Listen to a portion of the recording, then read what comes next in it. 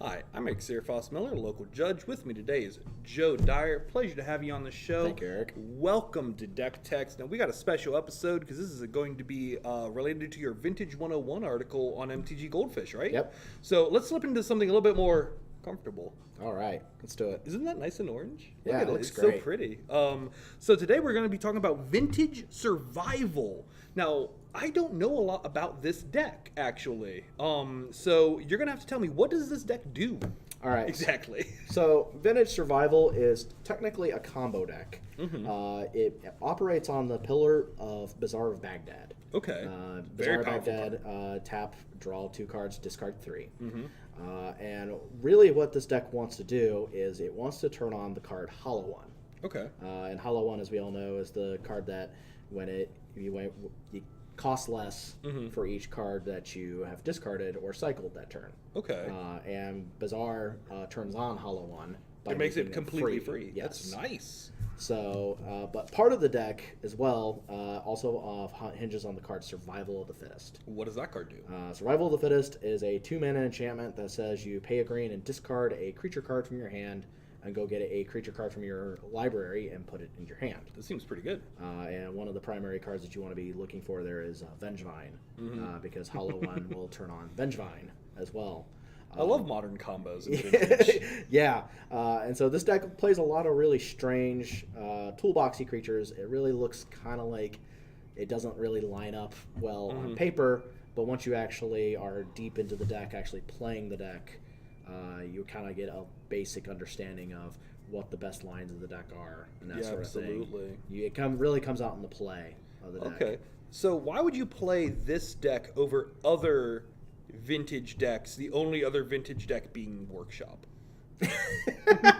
Well, that's not totally true. I tried. The only other Vintage deck right now is Paradox Glaucom, right? Yeah. Yeah. All right, well, but why this over other choices? So what I like about this deck is it has a lot of angles of attack. And you can do a lot of really interesting things with it. You have this ability to just kind of like deploy a lot of power very early in the game, and a lot of decks in the format can't easily deal with that kind of power. Yeah. If you have a turn 1 Bazaar into like triple Hollow One, That seems pretty a strong. lot of decks are just not going to be able to deal with that very easily. To the point of some Vintage pros actually hating that.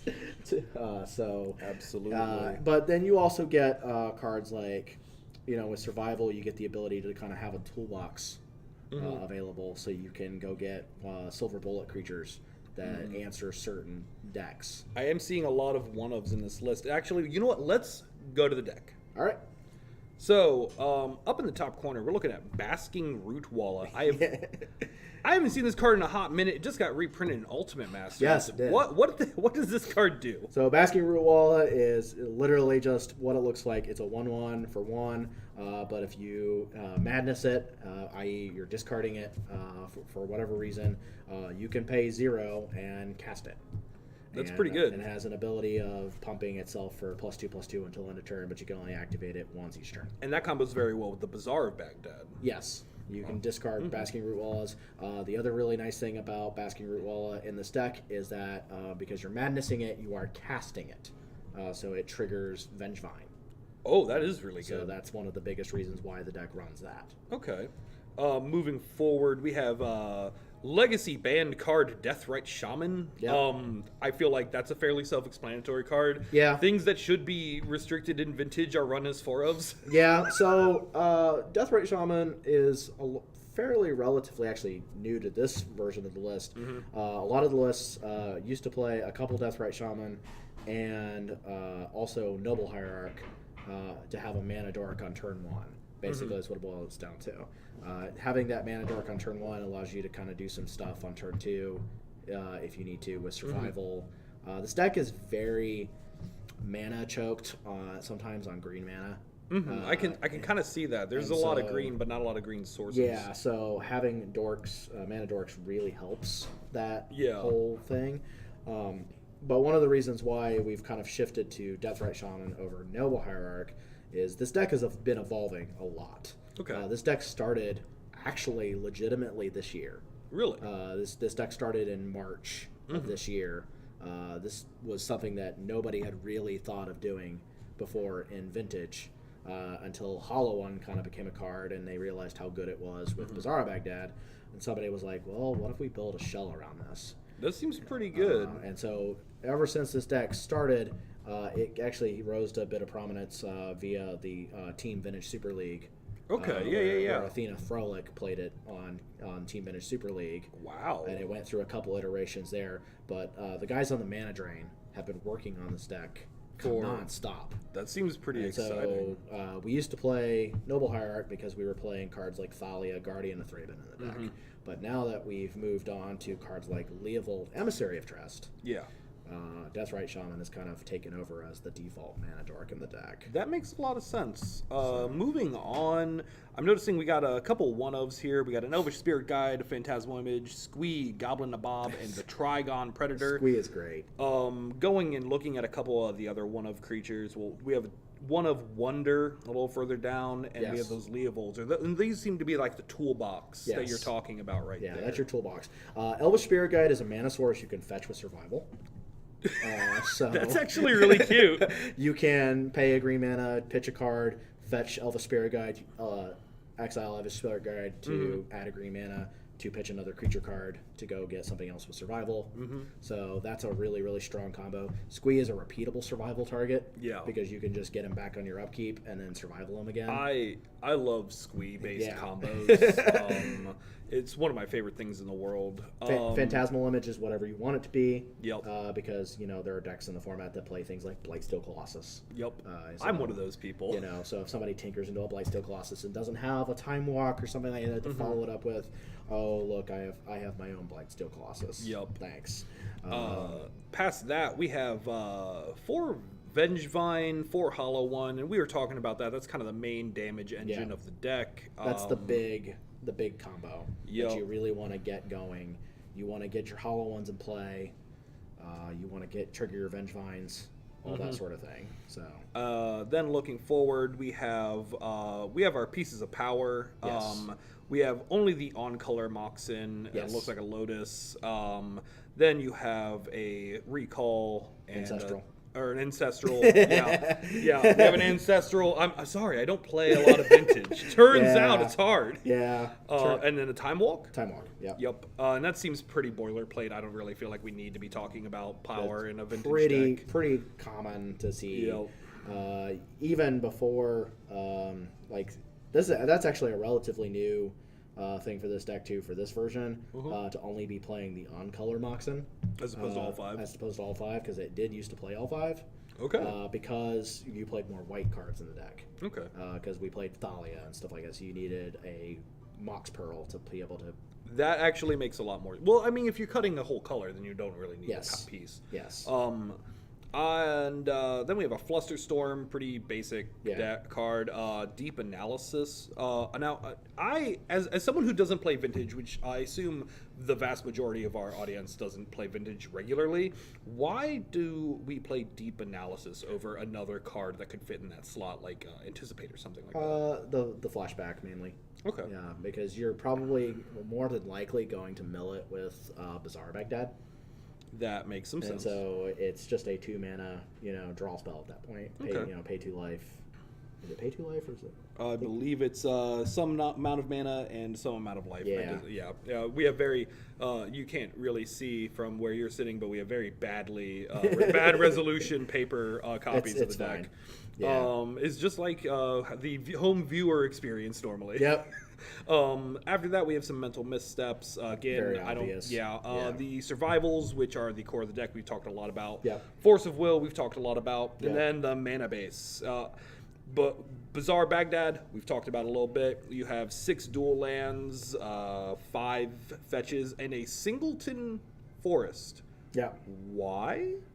So the Singleton Forest is more or less for the fact that we've obviously talked about that the deck can sometimes be constrained on green sources. And so you kind of want that Singleton Forest just so that you can not fall prey to Wasteland. That makes sense.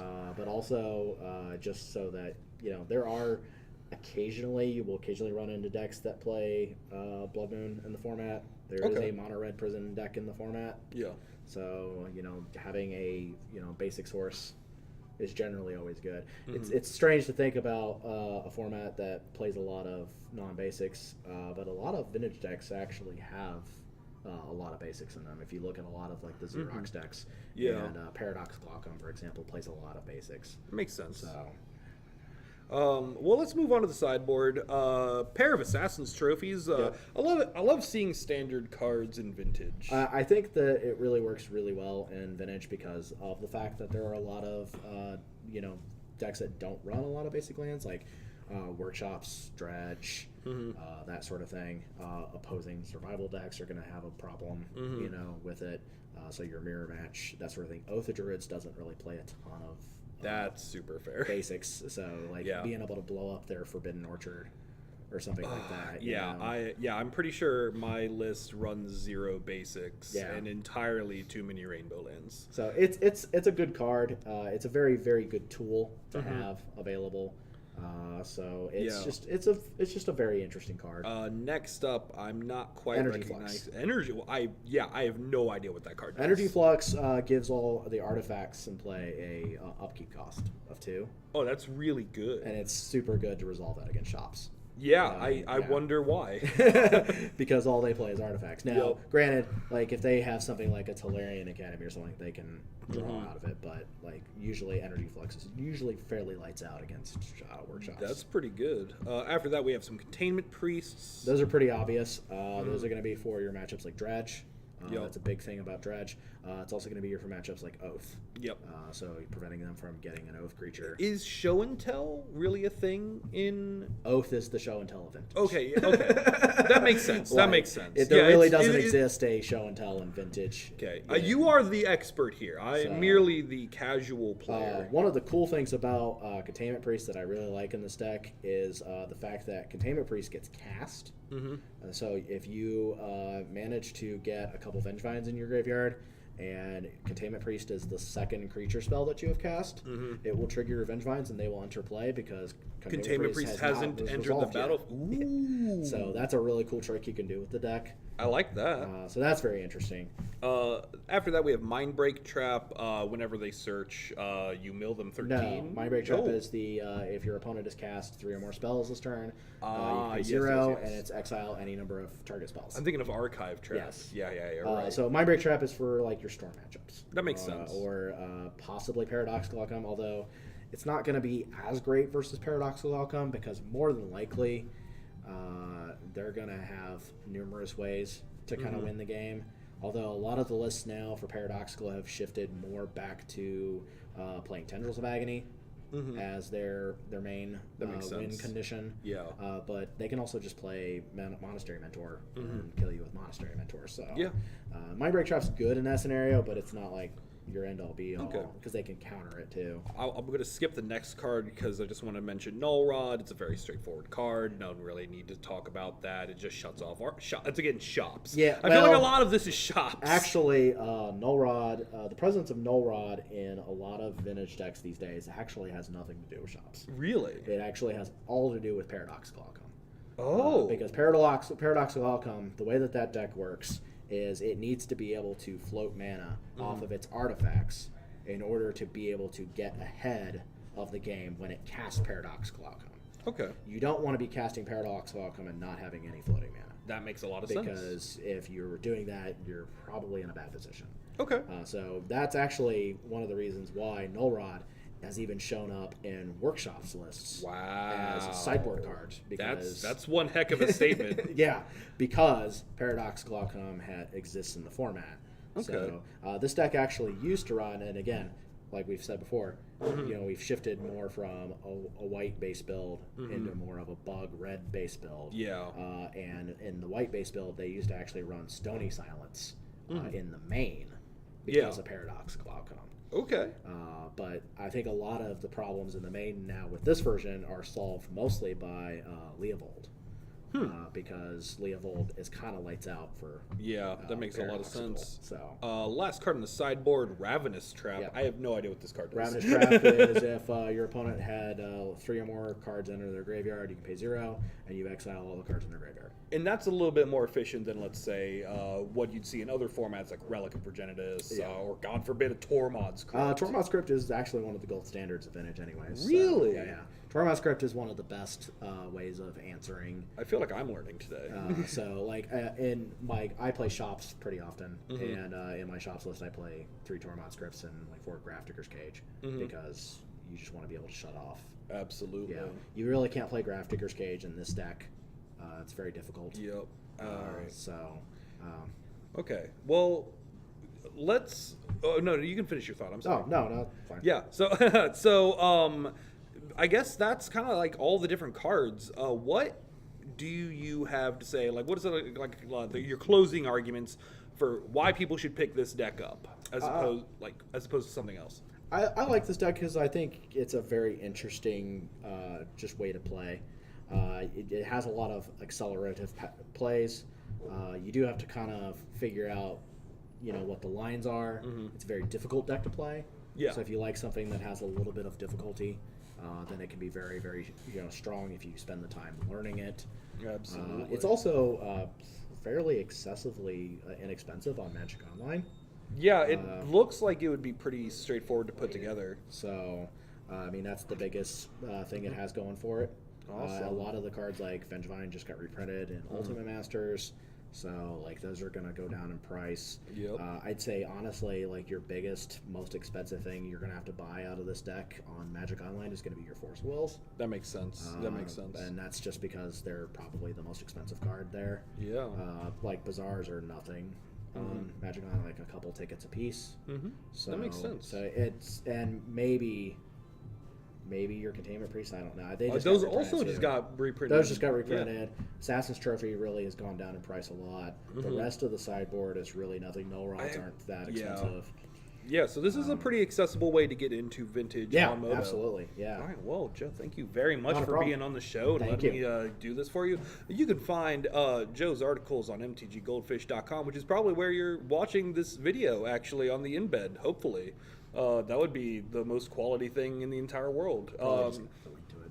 That's super fair. Yeah. Well, hopefully you came there from here and then go there and maybe watch some of the other deck techs. Again, my name is Eric Searfoss Miller. I'm Joe Dyer. And thank you for watching. We'll see you next time.